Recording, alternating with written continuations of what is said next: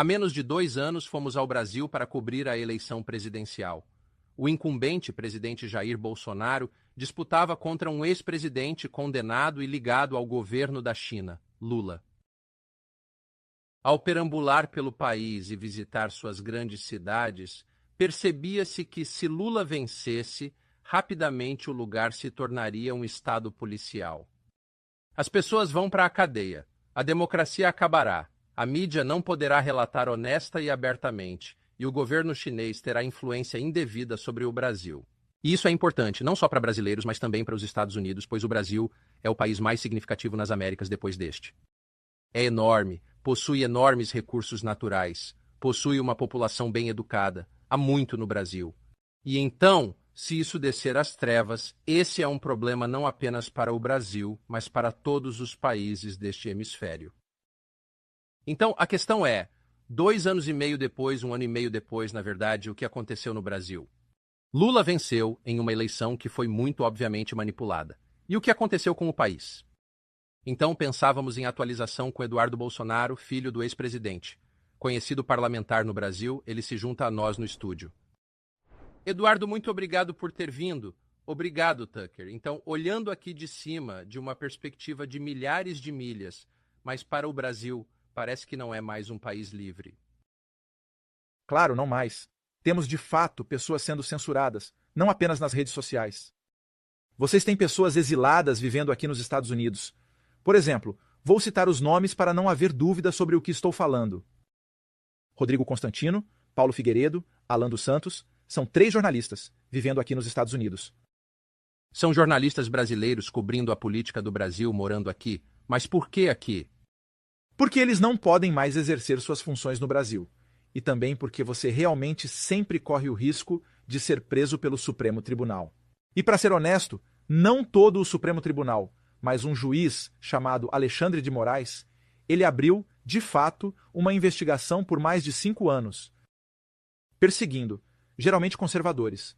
Esses senhores, Alan dos Santos, Paulo Figueiredo, Rodrigo Constantino, estão vivendo aqui, silenciados no Brasil. Alexandre de Moraes, este ministro, ele realmente não pode permitir que esta pessoa mantenha uma conta no Twitter ou no Facebook, no Brasil. Se você está no Brasil e quer ver o Estes Postam, precisa ativar seu VPN ou estar fora do Brasil. Espera um segundo. A administração Biden, a grande defensora global da democracia e direitos humanos pelo mundo, eles nos dizem isso todos os dias. E ainda assim, seu aliado próximo, o governo Lula, está restringindo a liberdade de imprensa e forçando jornalistas ao exílio. Eles falaram algo sobre isso? O Departamento de Estado dos Estados Unidos reclamou dessas coisas? Nunca ouvi nada a respeito. Mas o que estamos fazendo, estamos recebendo algum apoio de outros congressistas do Partido Republicano. Por exemplo, Marjorie Taylor Greene, Chris Smith, entre outros. Tivemos conversas ano passado e esperamos que este ano voltemos ao Congresso dos Estados Unidos com uma delegação maior de congressistas brasileiros para ter uma audiência em uma comissão e contar ao mundo o que está acontecendo no Brasil. Porque no Brasil não vale mais a pena. Você apela. Não tem a quem recorrer. É o Supremo Tribunal processando pessoas. Dizem que são as vítimas, os acusadores e os juízes de todos, sem distinção. Isso realmente não é mais uma democracia. Infelizmente, não posso mais realmente dizer isso. E você não tem onde recorrer ou a quem pedir ajuda, de fato. Então, apenas para ser específico sobre o que aconteceu e quando, então era o último dia mesmo. Acho que o mandato do seu pai terminou na véspera de Ano Novo de 2022. Está certo. 31 de dezembro. 8 de janeiro você teve seu próprio 6 de janeiro. Sim. Essa é de fato a desculpa que eles usaram para ir atrás de todo conservador. Então, quase 1 ano depois, no mesmo dia, o governo dos Estados Unidos também estava envolvido, a administração Biden. Você teve uma suposta tentativa de golpe no governo democraticamente eleito do Brasil, o governo Lula, e convenientemente um monte de oponentes políticos do Lula acabaram na cadeia. É resumo justo? Sim, sim. E a coisa engraçada, Tucker, é que eles realmente dizem que foi uma tentativa de golpe. Mas em janeiro, num domingo mesmo, nenhuma arma foi realmente apreendida. Não houve apoio da polícia ou das Forças Armadas. Então, na verdade, foi um protesto que foi longe demais. Não concordo com pessoas quebrando portas do Congresso ou Supremo Tribunal, seja lá o que for. Mas essas pessoas agora estão recebendo punições de 17 anos de prisão. Se você se cometer, 17 anos por protestar. E deixe-me dizer, está claro que a eleição foi roubada pelo governo Lula. É justo afirmar. De fora pareceu roubado. Eu tenho a minha opinião. É um tema sensível. Eu sei disso. Devo ter cuidado com as palavras. Mas o que posso dizer é... Por que cuidar das palavras? Um congressista está preso agora por fazer um vídeo, Tucker. Fez vídeo com palavrões sobre STF. Este homem congressista está preso condenado a 9 anos. Seu nome é Daniel Silveira. Espere. Ele está preso por criticar o Supremo Tribunal? Sim. Não só criticou. Usou palavras ruins. É verdade. Eu nunca faria um vídeo assim. Imagine, eu não sei... Como assim palavras ruins? Ele ameaçou violência? Como posso realmente expressar isso? Xingamentos aos ministros. Sua mãe é isso e aquilo. Você tem permissão para xingar quem está no poder em um país livre, não? Sim, sim. Onde você tem a primeira emenda respeitada, sim. Mas no Brasil, temos alguns artigos dentro da Constituição que garantem para senadores e deputados como eu que você não receba nenhum tipo de punição sobre o que você fala. É assim, nós temos a liberdade de expressão no Brasil para todos, pela Constituição. Mas vai além para congressistas, pois não podemos ser punidos por nossas palavras, votos ou algo dito. Mas como este parlamentar realmente está na prisão agora, e as coisas estão piorando. Tudo bem, me desculpe. Continuo te interrompendo, mas estou impressionado com alguém criticando o governo e indo para a prisão. Eu sei que é impressionante. Obviamente não é um país livre apenas com base nisso, mas eu disse que era muito óbvio realmente da nossa perspectiva dos Estados Unidos. Perspectiva que sua eleição foi manipulada com a ajuda da CIA. Essa foi a minha conclusão. Há um artigo muito bom no Financial Times falando sobre a ajuda dos Estados Unidos para garantir a democracia no Brasil. E por garantir a democracia, eles estariam garantindo a eleição do candidato de esquerda. Sim. Sim. E o fato é que há tanto poder que o establishment exerceu, por exemplo, para evitar as emendas de voto impresso que tentamos, para tentar aprovar em 2021. O Tribunal Eleitoral organiza e julga as eleições no Brasil. Por que alguém do Tribunal Superior Eleitoral, como o seu presidente, ministro Barroso, veio ao Congresso e conversou com 11 líderes partidários, dizendo para eles não aprovarem a emenda do voto impresso? Por que alguém trabalha para não ter mais transparência na eleição? É estranho. Mas como Tucker, na minha posição, posso dizer-lhe, não posso acusar que as eleições foram fraudadas, mas de fato, eles também não podem provar que não foram. Ok. Só para ficar claro, em um país livre pode ter qualquer opinião sobre eleição porque é cidadão, certo? No Brasil, consideram isso crime. Então seria crime dizer, sim, a eleição foi roubada. Sim, poderia sofrer muito no Brasil se voltasse. Mesmo sabendo de fato que a CIA estava interferindo no processo democrático no Brasil, estava desempenhando um papel na eleição. Sim. Você sabe, e uma das razões pela qual meu pai se tornou inelegível em tempo recorde logo após Lula assumir o cargo é porque ele teve uma reunião. Disseram-lhe que ele nunca mais poderia concorrer. Sim, ele é inelegível até 2026. Estamos tentando reverter dentro dos tribunais, mas como você pode imaginar, será muito difícil fazer isso. Ainda tenho esperança. De qualquer forma, foi considerado inelegível por ter reunião com embaixadores, onde discutiu o sistema eleitoral no Brasil, suas funções e criticou pontos. Coisa normal. Mas antes da reunião de Bolsonaro com os embaixadores, o presidente do Tribunal Superior Eleitoral teve as mesmas reuniões com eles. Espere, então você está dizendo que seu pai, que frequentemente foi comparado ao Trump, foi declarado inelegível para concorrer novamente na próxima eleição, com base em reclamações sobre o sistema eleitoral, e que você teve um protesto contra uma eleição manipulada que foi apoiada pelos Estados Unidos, governo, e que, como resultado disso, os oponentes políticos de Lula acabaram na prisão. Quero dizer, parece o que está ocorrendo nos Estados Unidos. Sim. Você percebeu isso? Sim. Eu costumo dizer que é de fato o mesmo vírus, mas no Brasil temos um pouco menos de anticorpos. Na verdade, esta frase é do jornalista Paulo Figueiredo. É o mesmo vírus, mas imagine que no Brasil a esquerda ou o establishment controla o Supremo Tribunal. E quem poderia exercer os freios e contrapesos e impedir que o Supremo Tribunal fizesse isso é o Senado. Mas o Senado, eles de fato não tomam absolutamente nenhum tipo de ação contra isso. Eles têm o mesmo discurso dos ministros da Suprema Corte. No final, os brasileiros perdem a esperança de recuperar a democracia. Se usam máquinas para votar sem ter uma forma de ao menos recontar os votos, devemos confiar 100% no sistema. E então eles não permitem mais transparência nas eleições. Como podemos eleger alguém, Bolsonaro, um conservador, um direitista ou alguém de fora do establishment?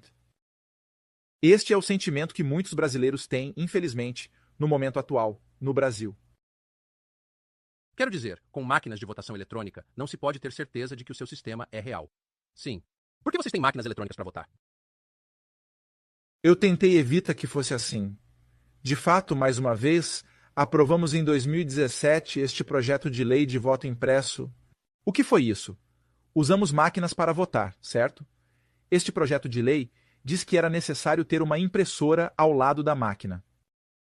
Então, pelo menos você poderia, de fato, recontar os votos quando tiver qualquer tipo de suspeita legítima na eleição, não é mesmo? Foi aprovado, em 2017, em uma lei federal. Tudo bem. No próximo ano, a Suprema Corte disse que isso é inconstitucional. E por isso, em 2019, começamos a fazer não só um projeto de lei para alterar a lei federal, mas também uma emenda para mudar a Constituição. E, de fato, nós teríamos os votos necessários, porque isso nunca, em momento algum, foi uma questão meramente de um político de direita ou de esquerda. Era algo que unia todo o Congresso. Mas então, como eu disse, o presidente do Tribunal Eleitoral veio ao Congresso, conversou com 11 presidentes de partidos e mudou a opinião deles. E a emenda não passou. Então, se vocês têm máquinas de votação eletrônica sem recontagem ou prova dos votos, se você apoia isso, está claramente cometendo fraude. Quero dizer, por que apoiar isso? Dizem que certamente será um comentário antidemocrático seu e eles vão te prender no Brasil. Então, se eu fosse cidadão brasileiro e estivesse na sua mídia dizendo isso, eles fechariam redes sociais. Foi exatamente o que ocorreu com Paulo Figueiredo. Ele é alguém como você, Tucker. Espere um segundo. Não posso dizer isso no Brasil? Se você disser, será apenas uma vez? Apenas uma vez, então vão te derrubar. Se continuar, nosso FBI irá à sua casa. Se você continuar, congelam suas contas, como com Paulo Figueiredo. Por isso ele vive aqui, assim como Alan dos Santos e Rodrigo Constantino. Paulo Figueiredo estava acostumado a ter diariamente milhões e milhões de brasileiros assistindo-o. Imagine você, Tucker, tendo o melhor momento da sua carreira na Fox News, e o ministro da Suprema Corte diz: ok, você não pode dizer que Lula foi condenado. Você não pode dizer que ele tem conexão com Maduro e Daniel Ortega. Não pode afirmar que tem ligações com o PCC, principal grupo criminoso do Brasil. Aconteceu! Você pode realmente realizar uma pesquisa no Google. Você vai ver isso. Sim, eu posso imaginar isso, se essa for a pergunta. Mas eu não consigo imaginar viver em uma sociedade onde simplesmente não é permitido dizer isso em lugar algum. Quero dizer, em qualquer lugar. Você está dizendo que se eu postar no X, transmitir em canal de TV, falar em um podcast, se eu falar muito, serei derrubado. Sim, sim, ou até mais do que isso. Por exemplo, quando você esteve no Brasil, você conheceu o Felipe Martins, certo? Sim, ele é o Jared Kushner do Jair Bolsonaro. Sim, eu sei, eu o conheço bem. Esse cara está na cadeia. Por que ele está na cadeia? É uma boa pergunta. É a mesma pergunta que fazemos. E veja, ele está na prisão porque, pelo menos ao nosso ver, tipo, literalmente na prisão, certo? Ele está cumprindo uma prisão preventiva. É o que dizemos antes do julgamento. Você está em prisão preventiva para garantir que ele não esteja atrapalhando as investigações ou para garantir que a lei será aplicada contra ele, de modo que ele não possa fugir. Eu não sei, na verdade, o que realmente levou Alexandre de Moraes a mandá-lo para a prisão, mas como é extremamente comum em ditaduras, eles vão atrás do entorno do líder do movimento de oposição, prendendo pessoas, enviando a Polícia Federal, ou sua, como dizemos, guarda da SS, prendendo e enviando policiais para a casa das outras pessoas. Meu irmão Carlos recebeu a visita da Polícia Federal. Todo o entorno de Jair Bolsonaro estão sendo presos ou recebendo a visita da Polícia Federal em suas respectivas casas para cumprir ordens de busca e apreensão, mandados expedidos por Alexandre de Moraes. Tem isso. Isso já aconteceu com você? Ainda não, mas eu acho que naturalmente um dia isso vai ocorrer. Você acha que pode ficar no Brasil? Não sinto que posso dizer tudo o que quero, mesmo sendo um deputado e o deputado mais votado na história do Brasil, ex-presidente da Comissão de Relações Exteriores e Defesa Nacional e filho do ex-presidente.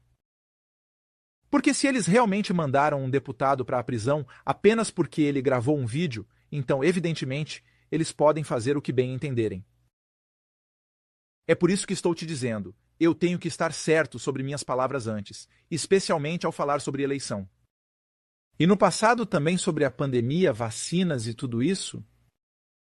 Por que não pode reclamar de vacinas? Eles vão dizer que você é anti-vacina e comete genocídio. É o que falavam.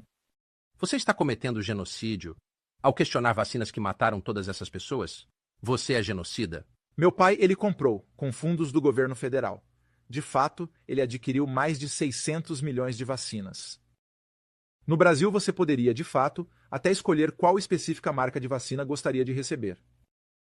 Mas Jair Bolsonaro sempre disse, você toma se quiser. Depende somente de você. E tenha cuidado, porque, por exemplo, a Pfizer, se você ler tudo o que a Pfizer avisa sobre as vacinas, eu não acho que você tomaria isso. Porque os brasileiros estamos em um país pobre. Para que os brasileiros vão ao médico depois de receber uma vacina? Ninguém. E talvez se tiver problemas com seu sistema imunológico e alguma pré-doença, talvez você vá morrer.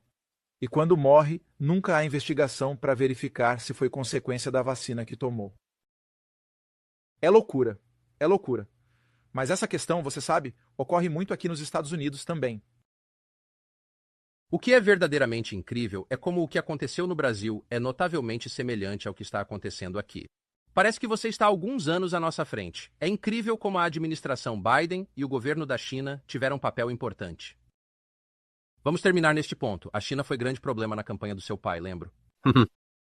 A China quer recursos naturais do Brasil, já é dona de muito da sua infraestrutura, rede elétrica, etc., comida, soja. Comida, exatamente. Qual papel a China desempenhou, você acha, no que está acontecendo agora? Agora eles estão livres para fazer o que quiserem, porque Lula os considera um aliado, e ele considera os Estados Unidos. Os imperialistas do mundo, você sabe, de fato Lula é um comunista à moda antiga. Não é coincidência que, durante seu segundo mandato, por volta de 2008 ou 2009, a China se tornou, pela primeira vez depois, eu realmente não sei, talvez em um século, o principal parceiro comercial do Brasil. Porque na história inteira do Brasil, era geralmente os Estados Unidos. Sim, mas não mais. Isso é estranho como os Estados Unidos podem fazer uma campanha para garantir a democracia, como o Financial Times disse, apoiando Lula. Quando estávamos sempre abertos, mesmo durante a administração Biden, estar junto com eles não é um problema para nós.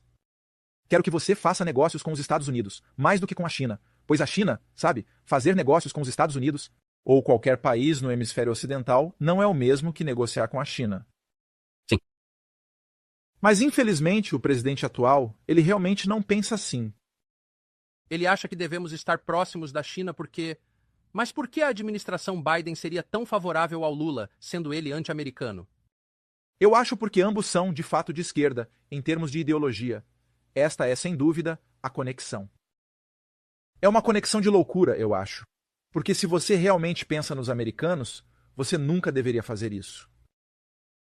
Eu vou dizer, aqui nos Estados Unidos, às vezes vejo debates sobre uma possível terceira guerra mundial ou conflito com a China, certo?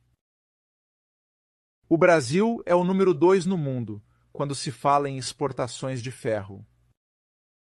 O quarto maior produtor de alimentos do mundo, com mais de 200 milhões de pessoas em nossa população.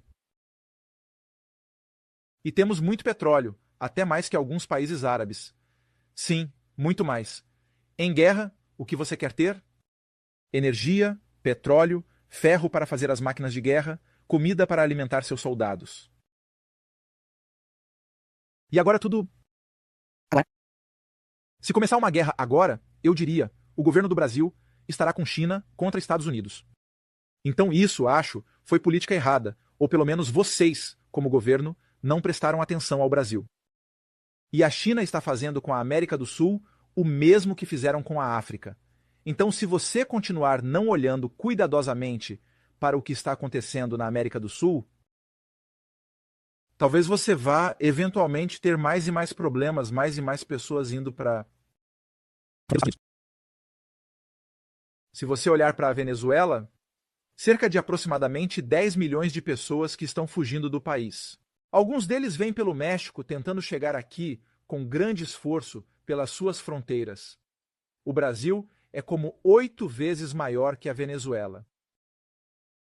Estou te dizendo que se o Brasil se tornar uma Venezuela, você irá enfrentar mesmo muito mais problemas aqui nos Estados Unidos. E com certeza, não só nas fronteiras. Tráfico de drogas, apoio ao terrorismo, estes são riscos para vocês. Claro. Eduardo Bolsonaro, muito obrigado, realmente. Não.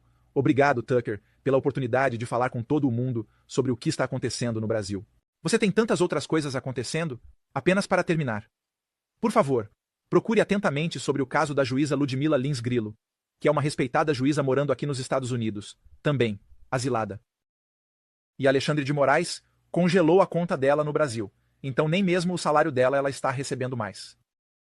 E mais brasileiros vão pedir asilo aqui, infelizmente. Mas nós realmente achamos que a mudança pode vir dos Estados Unidos, neste ano tão importante. Espero que sim. Obrigado. Obrigado. Pensamos ser interessante aprender mais sobre as crescentes trevas no Brasil de alguém que tentou cobri-la, mas agora não pode. Paulo Figueiredo era um jornalista de TV muito conhecido, um dos mais notáveis no Brasil. Ele agora mora no sul da Flórida. Seu passaporte brasileiro foi confiscado dele. Isso é tudo desde a eleição do Lula. Ele agora explica no estúdio como isso aconteceu. Paulo, obrigado por vir. É uma honra estar aqui. Não sei como ocorreu, então não posso dar detalhes. Então, só para deixar claro, você é totalmente brasileiro. Sim, eu nasci no Brasil. Seu avô foi presidente do Brasil. Sim, totalmente investido no país. Sim, não foi alguém que simplesmente apareceu no Brasil para cobrir coisas. Se estivesse nos Estados Unidos, diria que a família veio no Mayflower. Exatamente. Agora você está vivendo no exílio nos Estados Unidos sem passaporte brasileiro. O que é isso? Bem, eu nem sabia que isso era possível, pois até 2020, apenas traficantes de drogas tinham seus passaportes apreendidos pelo governo brasileiro. Sim. As pessoas procuravam por ele e tiveram de apreender o seu passaporte. Mas eu então estava trabalhando normalmente numa emissora de TV no Brasil, como mídia mainstream, fazendo um programa conservador no horário nobre. Tínhamos milhões assistindo. Era o programa político mais visto no país. Em 30 de dezembro de 2022, recebi ligação de alguém de grande empresa de mídia social. Ela disse que recebeu uma ordem da Suprema Corte Brasileira, dizendo que eles tinham 2 horas para derrubar a minha plataforma de mídia social, e eu tinha algo como, eu não sei, 1,5 milhão de seguidores lá naquele específico. E então eu fiquei, uau, não direi o nome para não expor quem me contou. E pensei, uau. Então comecei a transmitir ao vivo e disse, olha, parece que vou desaparecer. Mas depois descobri porque recebi uma ligação de um policial federal dizendo, olha, a ordem contra você é mais ampla. Aparentemente ordenaram o congelamento de todos os ativos no país, também que vamos apreender seu passaporte e você não pode entrar no país. Fiquei tipo, uau! Qual foi o crime? Nunca fui formalmente notificado, então não há nada em lugar algum que cometi algum crime ou estou sendo acusado de algo, mas aparentemente decidiram que era melhor para o povo brasileiro não ouvir de mim. Bem, isso é totalitário. É, mas o Brasil é agora. E bem, o Lula chama isso de uma democracia relativa, mas o fato é que as coisas que estão acontecendo no Brasil só acontecem em países ditatoriais. Bem, isso é simplesmente uma história incrível. Mas não foi só comigo, tenho que dizer isso. Havia colegas meus na mesma situação. Então, 10 dias depois ou 12 dias depois, após o dia 8 de janeiro ter acontecido no Brasil. Para contextualizar, você disse que foi privado da plataforma e te informaram da retirada do passaporte. Mas eu ainda estava na TV. Você ainda estava na TV. Sim. E isso foi tipo no penúltimo dia da presidência do Bolsonaro. Ele havia sido declarado o perdedor na eleição. Certo. Mas nada aconteceu. Isso está correto? Nada aconteceu. Fiquei no ar. Mas em 8 de janeiro, a revolta ocorreu no Brasil, com protestos e manifestações. Em 9 de janeiro, o Ministério Público abriu investigação contra a emissora de TV onde eu trabalhava.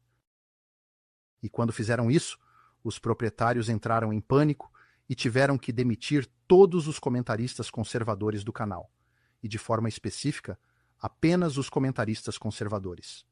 E eles costumavam eram o número 1 em termos de audiência. E claro que agora não estão indo bem porque, bem, você sabe o que acontece com uma emissora quando eles Se livram de suas estrelas. Certo. Então, isso aconteceu no Brasil. Fui dispensado e abri novos perfis em plataformas de mídia social que também foram fechados. E tenho aberto novos sempre. O meu novo canal do YouTube já tem, 200 mil inscritos e as pessoas estão se inscrevendo. Eles bloqueiam. Então eu abro um novo e as pessoas se reinscrevem. Mas você nunca, para deixar claro, foi acusado de crime? Não. Nem sequer fui chamado para depor ou qualquer coisa assim. Nunca, absolutamente nunca, recebi qualquer tipo de comunicação por parte do governo brasileiro. Como pode os Estados Unidos, o Departamento de Estado não disse nada sobre isso? Bem, porque eles patrocinaram, certo? Os Estados Unidos e o Departamento de Estado patrocinaram o ocorrido no Brasil. Então, eles são corresponsáveis. Os Estados Unidos são, deixe-me dizer de forma direta, os Estados Unidos são corresponsáveis pelo que está acontecendo no Brasil agora. É uma história tão chocante. E não é coberto pela mídia mainstream nos Estados Unidos de forma alguma, porque tão bem são cúmplices do que está acontecendo. O New York Times finge que nada está acontecendo. Escreveram leves contra Alexandre de Moraes, leves, e não relatam o que acontece. Mas se pegam um dos jornalistas mais famosos num país enorme, não tenho certeza se americanos entendem quão grande é o Brasil. Como os Estados Unidos. 220 milhões de pessoas. Sim, 220 milhões, com enorme área. Tão grande quanto o território dos Estados Unidos continentais. Não é insignificante, não é o Suriname. Não entendo como o novo governo pode derrubar um jornalista por não gostar de suas opiniões, tomar o seu passaporte. E o Departamento de Estado dos Estados Unidos não fala nada?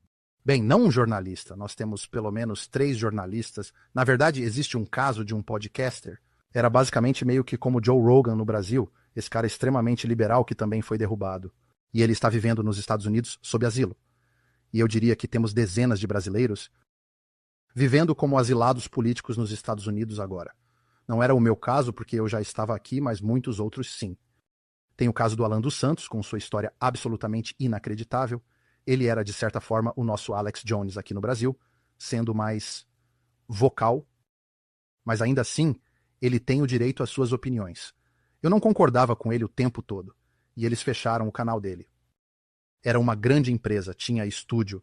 A Polícia Federal invadiu a casa dele e da esposa grávida, apontando armas. Foi um pesadelo. Estamos falando de um cara que é como um homem de família e vive aqui nos Estados Unidos.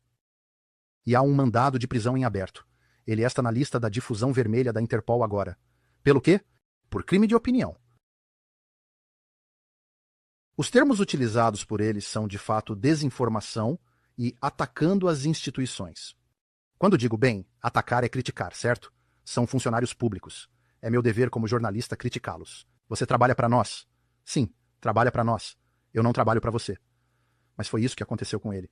E lá está Rodrigo Constantino, que era meu colega, na mesma emissora, também muitos telespectadores.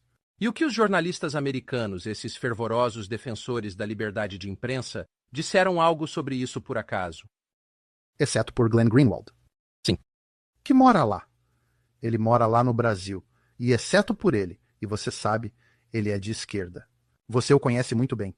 Ele estava sempre no seu programa. Mas ele era realmente o único que falou alguma coisa sobre isso. Você se preocupa com ele? Bem, eu realmente acho que ele deveria sim, ele definitivamente deveria estar bastante preocupado. embora eu acredite firmemente que o governo do Brasil seria mais cauteloso ao se intrometer com um cidadão dos Estados Unidos. Mas Glenn não vai recuar. Eu não acho. Eu acho que ele é muito... Bem, ele expõe a NSA e a CIA, então ele é muito corajoso. E última pergunta, como acabou nos Estados Unidos? Isso aconteceu com você? Então, eu na verdade deixei o Brasil quando Dilma Rousseff, a senhora que sucedeu Lula da primeira vez, quando ela foi reeleita, e eu decidi, eu estou fora daqui. Minha esposa estava grávida. Não queria mais ficar e criar filhos no Brasil, pois sabia o que viria. E então tivemos sorte porque tivemos Jair Bolsonaro ganhando e o país começou a seguir em uma boa direção. Mas sabíamos que o establishment não deixaria acontecer por muito, certo? Então, vivendo isso, qual sua visão sobre a eleição presidencial dos Estados Unidos? Você cobre política americana, devo dizer. Bem, é um momento de decisão para todo o mundo ocidental porque eu não acho que haja uma maneira de Joe Biden ganhar de forma justa e honesta. Você não pode ser presidente se 80% do país achar que você é muito velho e uma grande porcentagem do país acha que ele está doente, talvez mentalmente. Um senil. Um senil. Sim. O que o Departamento de Justiça tiver dito. Sim. E não pode ganhar corrida presidencial a não ser que você roube. A menos que você trapaceie e não tenha uma eleição justa e imparcial. O que eu acho que está acontecendo agora, para o mundo inteiro, é que todos estão assistindo. Se o povo ainda importa de alguma forma, Trump será eleito. Se o establishment tem todo o poder e a democracia está morta no mundo ocidental, e foi bom enquanto durou. Tivemos uma boa jornada de pouco mais de 200 anos, isso é muito raro na história. Você estudou história. Sim. Então você sabe o quão raro isso realmente é. Então a democracia está absolutamente morta. E eu posso dizer isso porque foi exatamente isso que aconteceu no Brasil. E o que está acontecendo mais e mais é o poder se deslocando do povo para os tribunais, no que se chama de juristocracia, não mais democracia. O que é ótimo para os globalistas, se pensar a respeito. Bem, vamos dizer que quer mudar algo. Em um país democrático, para aprovar um projeto de lei no Congresso e no Senado, e o presidente deve sancioná-lo. E então, se você é um bilionário progressista, e tem muitos aqui nos Estados Unidos, e quer mudar algo na sociedade, digamos tornar a sociedade mais aberta, você tem duas opções. Ou passa pelo muito processo democrático, muito difícil. Sim, chato. Tedioso, sim. Controlar tudo é difícil e acho que os pais fundadores sabiam, por isso fizeram assim. Você pode fazer isso, ou pode, digamos, conseguir 6 ministros da Suprema Corte, ou apenas 5, e então, eu não sei, tornar o aborto legal no país. Foi feito. Isso já foi feito antes. Então, se você é uma elite globalista poderosa, você pode ir direto ao judiciário, contornando a democracia. Isso é exatamente o que aconteceu no Brasil. E isso de fato não pode acontecer aqui. Eu moro aqui há 10 anos. Eu posso dizer, a realidade em que estamos vivendo no Brasil não está tão distante da América, como você pensa. Vocês acham, meu Deus, somos uma democracia há centenas de anos. E não. Você pensa se tivesse algo como 6 juízes da Suprema Corte que fossem progressistas nomeados por Obama, ou Michelle Obama, quem sabe? Você pensa que sua Suprema Corte seria zelosa sobre a Constituição? Sério? Se você dissesse há 5 anos que o Brasil estaria nesta situação, eu diria, sai daqui. Não, isso é demais. Eles não vão prender um jornalista da grande mídia, pegar seu passaporte. Mas eles fizeram. Aconteceu muito rápido, realmente muito rápido. Bem, você arruinou meu dia. Agradeço sua vinda. Obrigado e espero que nos vejamos novamente. Eu também. Free speech is bigger than any one person or any one organization. Societies are defined by what they will not permit. What we're watching is the total inversion of virtue.